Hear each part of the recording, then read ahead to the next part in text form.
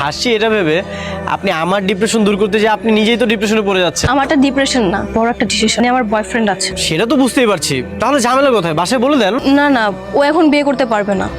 আবার ওর কথা বাসায় বলতেও নিষেধ করেছে। আইডিয়া, আমি সবাইকে বলবো যে আপনার আমার সিলেটের গোপনে বিয়ে হয়ে গেছে, কবুল টবুল সবকিছু হয়ে গেছে। তোমরা আমার জন্য পাত্র দেখা বাদ দিয়ে দাও। মানে আমরা দুজন বিয়ে করে ফেলেছি। কি?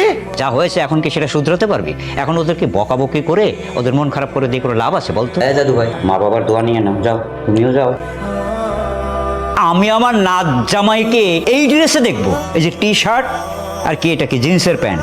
না না না না না, এই ড্রেসে এই যে মিথ্যা বিয়ের নাটক, আমাকে সবার জামাই আদর, আবার শেয়ারে কিনতে আসলাম। রাত্রে বাসর ঘর হবে। রাত্রে আবার বাসরও হবে? এমন একটা ভাব ধরছেন যেমন আপনার আমার সত্যি সত্যি বিয়ে হচ্ছে। না না, মিথ্যা বিয়ের নাটক, কিন্তু আমি অনেক মজা পাচ্ছি।